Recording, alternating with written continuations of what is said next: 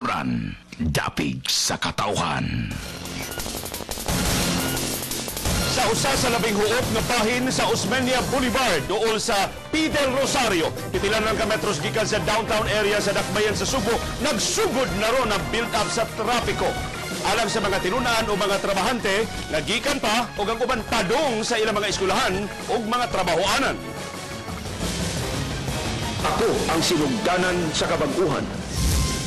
Karong hapon sa TV Patrol sa Visayas, eksklusibo, Department of Health nagbantay na sa mga barangay nga dunay epidemya sa dengue.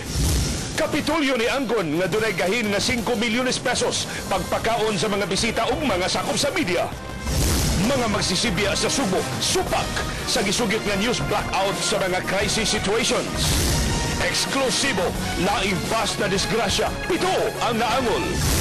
Bagong kanta serye sa ABS-CBN, Idol, sugda karong gabi. Bukan Miss Universe Gloria Diaz, nangayo nagyugpasaylo sa mga Subuanon.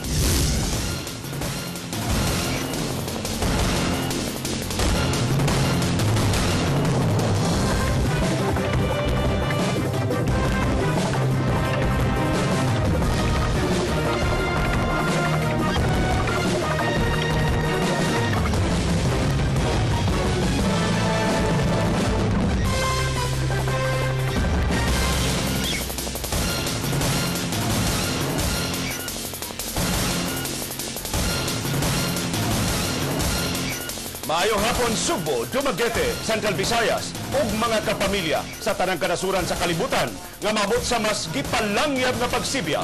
Kini si Leo Lastimosa. Mas gipalakdan nga pag-alagad ug pagbalita. Kini si Heidi Acuña.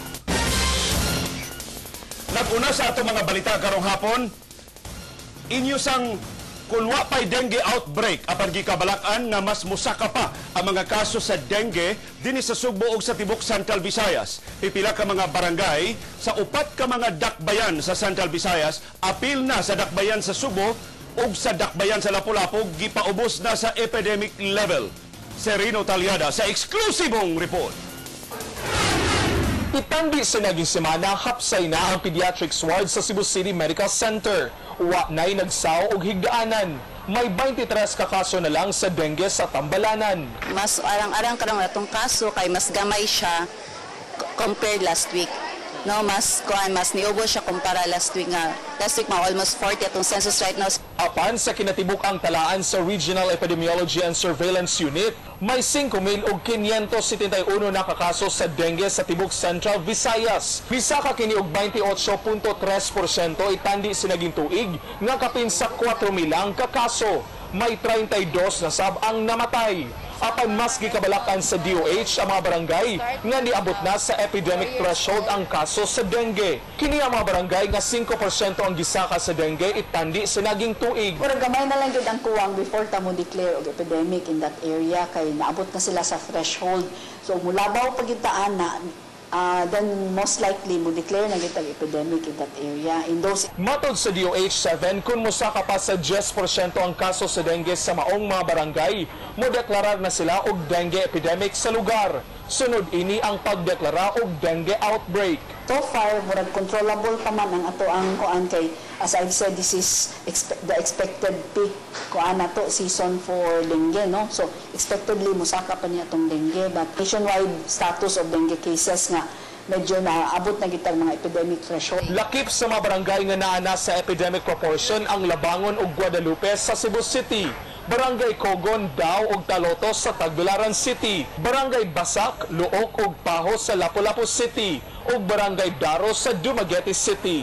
Hotspot sub sa dengue ang ubang mga barangay sa probinsya.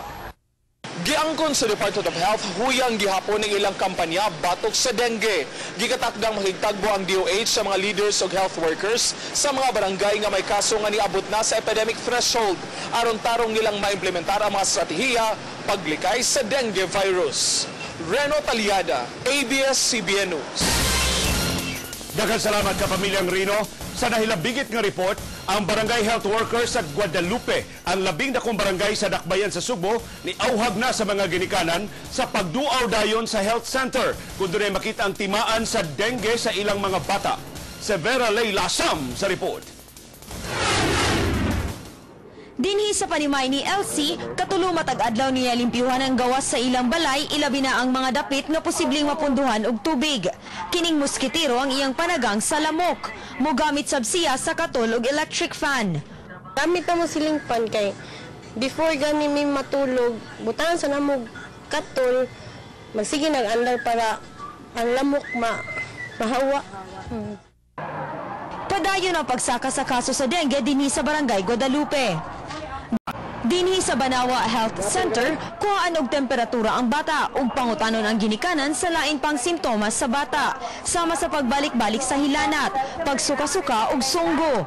Kung positibo sa mga simptomas, kinahanglang magpa-laboratory test sa dugo. Dinhi sa Guadalupe Health Center, dunay kaugalingong laboratory equipment alang sa complete blood count kon CBC. Helping sa congestion sa hospital. At our point diri sa health center, tagaan na lang namo ang pinaka-basic nga laboratory.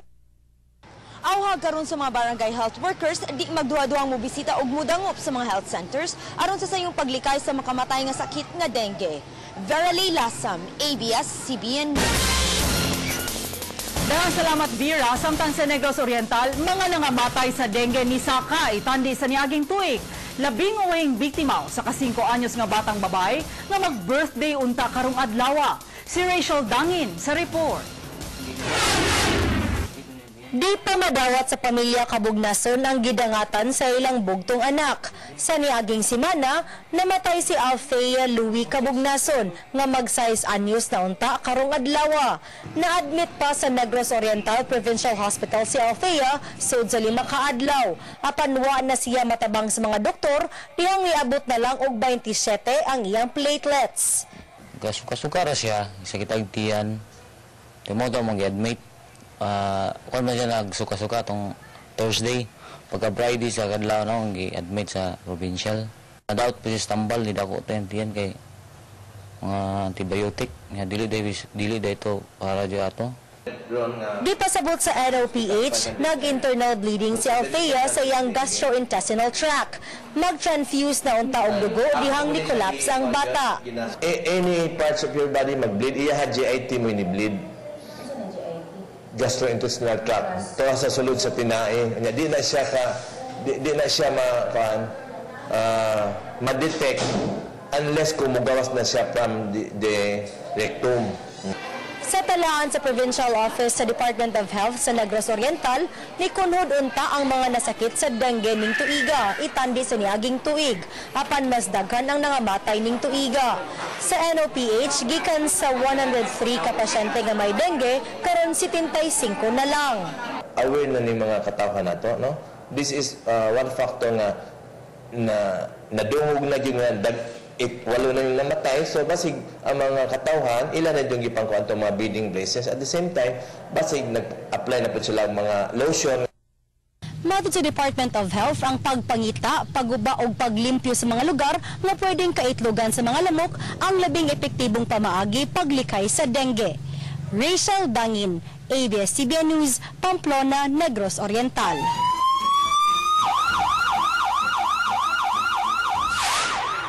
Batanon gipusil di lang kausa ni kaduha kalimag yun kahigayon. Sud sa internet cafe gali ng kadlawon. Si June Ray Nadella sa Police Patrol. Natumba ang biktima nga si Richard Simontisa, humanpo sila 5 kahigayon sa internetan nga nahimutan sa sudulong nga bahin sa Dan C. Padilla, Barangay Dulho, Fatima.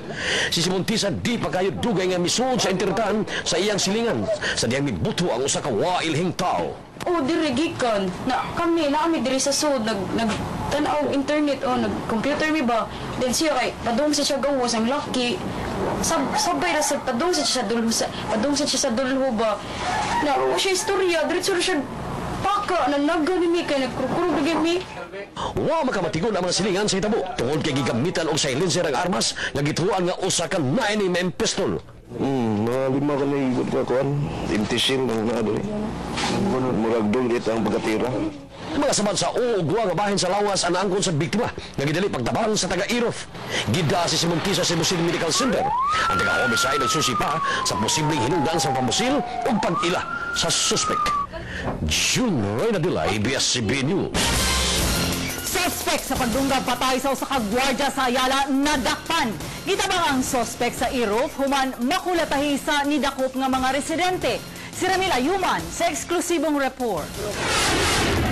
Mayo pagkabunog sa suspect nga si Danilo Damayo Carbona. Diyan nadakpan kini sa taga-barangay Lahok sa Camagong alas 3:30 sa buntag.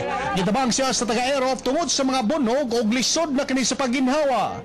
Nadakpan si Carbona 2 ka oras human niya dunggaba sa liog ang gwardiya nga si Raymond Sulon na taga-Camagong Rasab.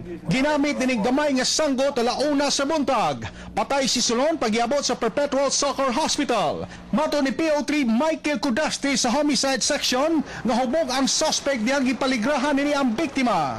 Na-recover sa kapulisan na motorsiklo sa gwardiya. Walay na iskutan nga na atraso ni sila pero mao tong hubog lang ni siya. So gikan ni siya sa Ayala Business Park. So nasundan ni siya sa sa Kitambala ng suspect sa CCMC o gikatakta siyang pasakan og kasong pagpatay karong adlaw. Ramil Ayuman, ABS-CBN News. Laing basang na disgrasya sa yuganinang buntag sa nagahabagatang Sugbo. 7 ka tawo ang nalandig sa tambalanan. Si June Ray Nadella sa TV Patrol Exclusive. Mula mula abtan sa barangay Tinaan, Naga City sa Uyan ng Buntag, miungad kining bus sa Chan Transit sa usa ka bakilid nga bahin dapin sa kalsada. Panungunta ang bus sa Cebu City gikan sa lungsod sa Dumanog. Puno kini sa pasahero. Dili ang kusog daga ng mga natangtang lang yung kanang bayatin sila ma. Kining kural sa panimay sa pamilyang Milagrosa, mo'y una nga giungad sa bus sa wa pa kini mudaro sa yuta. Hilabihan ko yawa sa mga tagbay nga natug pa niya itong higayuna. Sira, dito sa diri niya, pagpaman dito. Dinisab sa atubangan sa bahay ni Annabel, nahagbong usa ka pasahero nga naglingkod sa front seat. Sa 7 nga angol si Milicio Sayaw, gihulagway nga mao'y nagrabihan. Si Timoteo Ticon nga naglingkod doon sa driver mitugan, mechanical problem ang hinungdan sa mawang disgrasya. Nagbahada ang driver niya nikalit og sigsag. So akong paminaw murag na tangtang ragling dito sa ilawom. Wa may nakalas, apang taga-LTO may padaog mga investigador, pagsuta kung wa may pagpabaya sa driver o operator. We will not be pointing fingers to anybody. We should not be blaming one another. Sa pribadong tambalanan sa Bagatang Sugbo, giatiman ang mga nangaangol sa aksidente. June Ray Nadella, ABS-CBN News.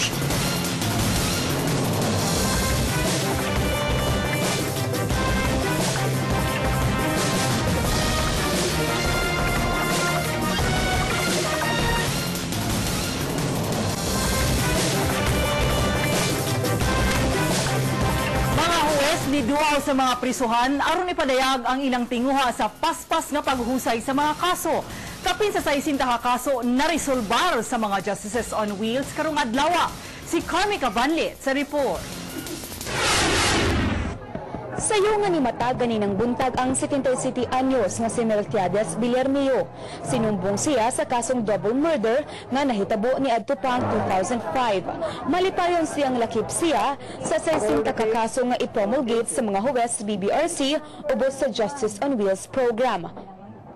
Nalipay ko. Kaya basin paghibawaan ng akong kaso nga ako mabuhat. Na-acquitted si Noy Villarmillo sa kaso. Kapin sa 6,000 na kakaso ang naresolbar sa mga huwes sudning tuiga. For this meeting, we go to 3 other places in Bogo, in Barile, and in Manao, which are over-progressed courts. Our Justice on Wheels in Cebu City is the cover story. Apan matod ni RTC Executive Judge Memrado Paredes, dako gihapon ang kakuwangan sa mga court personnel gani wa pay huwes nga nipuli sa sala ni RTC Judge Geraldine Faith Ekong nga tuwa na karon sa kauluhan. They must be filled up. Inoon sa Cebu City, usana lang, but court personnel also. Like for example, Judge Daumilas, kulang kay siyang staff, kulang siyang tulog, kunya strategic positions na magyod sa court. Matuhuot yun, no? Apan naghuot na ang mga piniriso sa BBRC. Sa usa ka dorm, 50 na ang nag-okupar inay 30.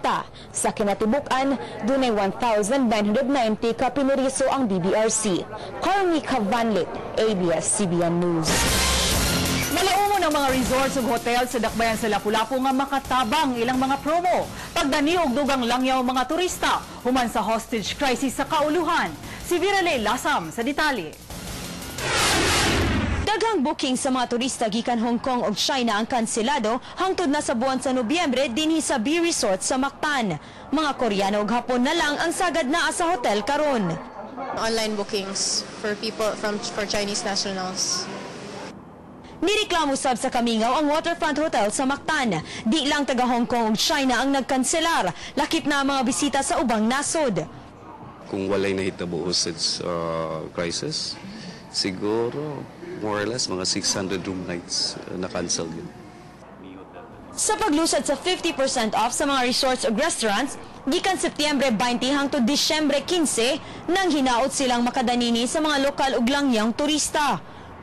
It's not a big risk. It's a lean season for the domestic market. That's why we want to push for tourism within the domestic market anyway. Nanagimi daghang inquiries from travel, tours, and big companies as well.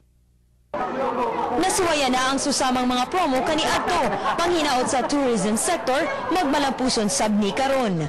Verily Lasam, ABS-CBN News.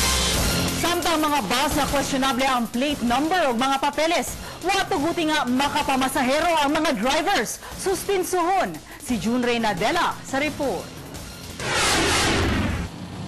Natanggong din sa impounding ang presentar sa gikinahanglang mga dokumento pagmatuod nga otorisado silang makapamasahero. Ang primary violation was the quantum illegal transfer plates. No? We have to determine kung asa yun ang plaka gagikan. How do we determine illegal transfer plates? We check the chassis, we compare it to our database. Kung di siya mag-match, it's illegal transfer. Gubi ka rin suspensyon ng tutuo kabuan ng mga driver. Pamutahon sa mga kumpanya o di mo minus, tag 10,000 pesos ang matag unit. Alang sa taga-sitom, dako na tampo pagpaluang sa karsada sa Dakbayan sa Sugbo ang operasyon sa LTO. Sila, mga minibus operators diri o kaning mga big bus companies of Cebu, they have been following the law for so long. And then doon na lang maabot ikan sa laing lugar nga dili musubay sa balaod. So, gawa sa bus, susihon sa sitom kung angayan sab susihon ang papilis sa mga POJ o taxi. June Reynadela, ABS-CBN News.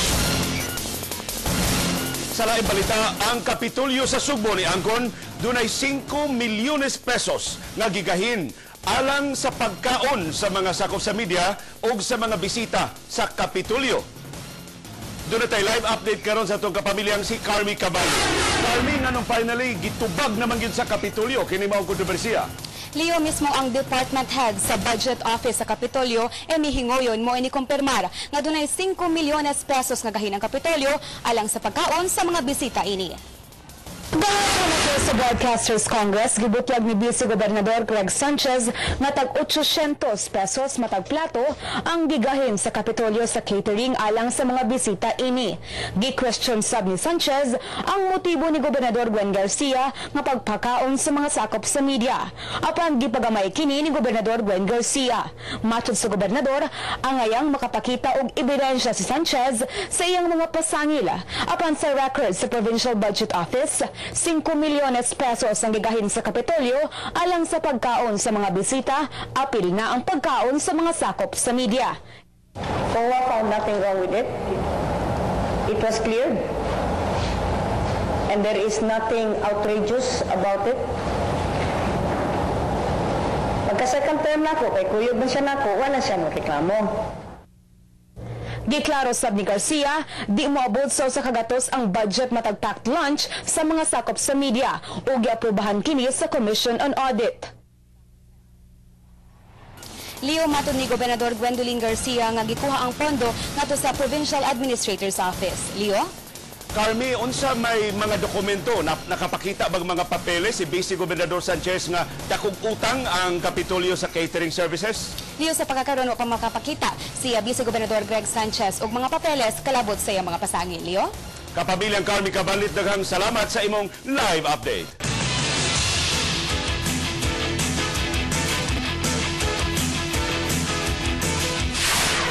$23,000 ang mga nidagan sa Sugbo atol sa 34th National Milo Marathon. Usas tumong sa dagan mao ang paghatag og sapatos ngadto sa 400 ka mga bata. Si Viralay Lasam sa Sports Patrol. Bagang duot sa mga professional ug amateur runner ang nisalmot sa 34th National Milo Marathon. Nanagan sila sa kadalanan sa Subo gahapon, alang sa 3K, 5K, 10K ug 21K. Nakip sa nanagan ang mga size ug 7 anyos nga mga bata. Because we exercise running. Because I wanna be fast in running. Bisan ang 62 anyos, midagan gihapon sa 21K category. Unsay sikreto sir nga sa imong pangidaron makalampos gihapon kag dagan? Training. Train ko 3 to 4 times a week. Usa ka Sunday long run o upat ka easy run. Kampiyon sa 21K si Adonis Singson sa male category ug Mary Joy Tabal sa female category. Si Jordan Bacong ang naguna sa 10K overall ug si Christy Tutor sa 10K female. Silang Michael Estera ug Sheena Gakayan ang nangharos sa 5K. Ug sa 3K male ug female, may raog silang Adrian Saranillo ug Crazel Johnson. Gikan sa registration fee sa mga bidagan, nahatagan og bag-ong mga sapatos ang mga tinunan sa Tejero Elementary School. Ug nakita nila nga dagan uban sa ila kaning mga beneficiary. So nakita nato sila, excited kayo sila. Gipakita sa batol sa kalihukan ang talento sa mga tinunan sa Subo sa cheer dancing. Verily Lasam, ABS-CBN News.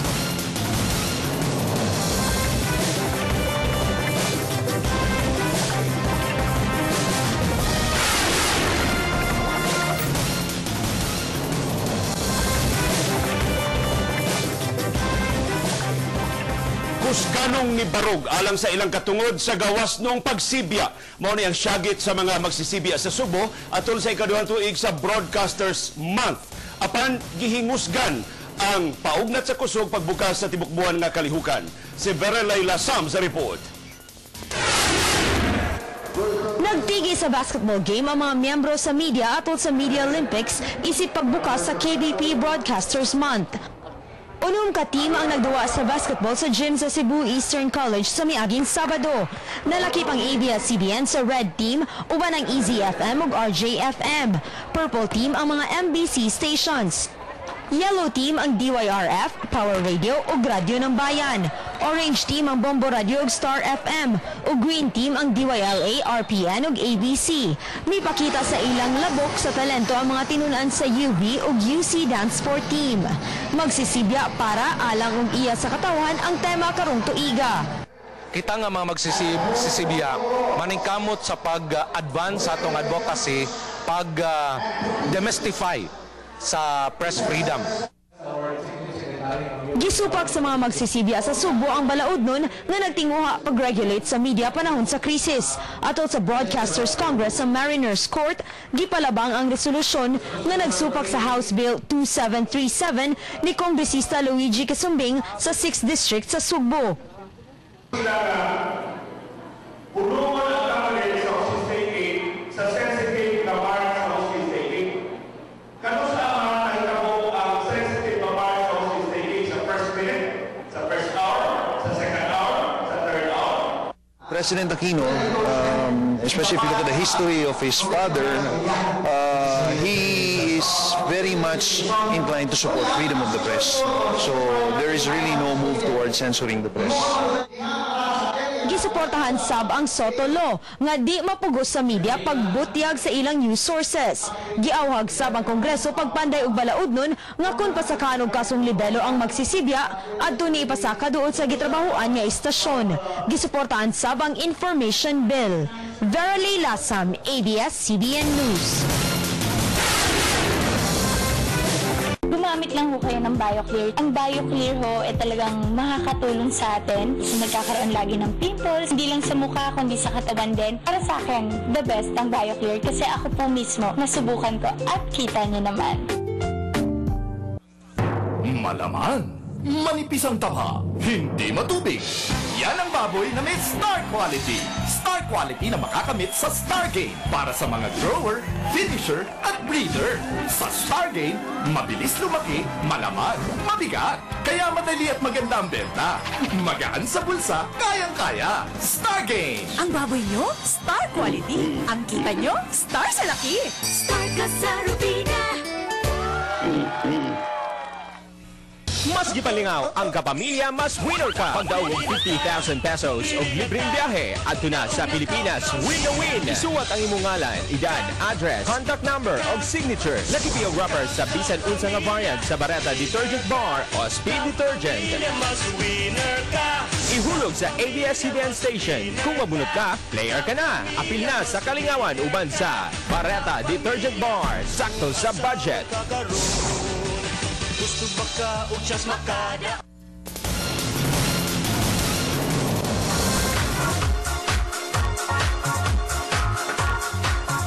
Karong adlaw na magsugod ang Idol, ang labing unang kanta-serye sa ABS-CBN. Samtang former beauty queen Gloria Diaz na ngayon nagpasaylo sa mga Subuanon.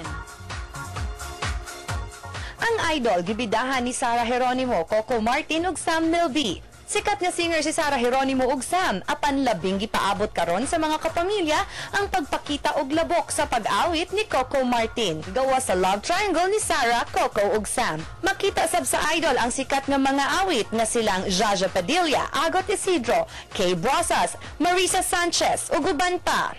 Samtang na ngayon nagpasaylo sa mga Subuanon ang kontrobersyal nga pa ni Miss Universe Gloria Diaz nga giingong nanaway sa mga Subuanon nga di makahibaw mo ining list. Sa interview sa eLive Showbiz News sa ABS-CBN, matod ni Diaz, walang masabti ang iyang mga pamahayag.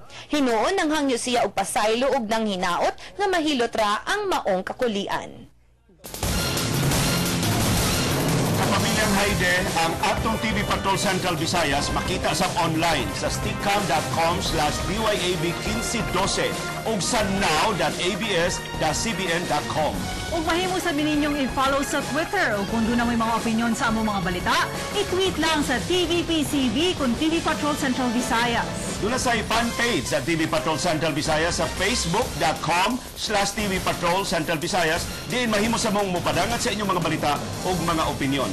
Unya kapamilyang Haide, na screen na ang mga pasyente o posible nga makahatag na taglibreng operasyon sa ilang sakit sa lawas sa kababayan.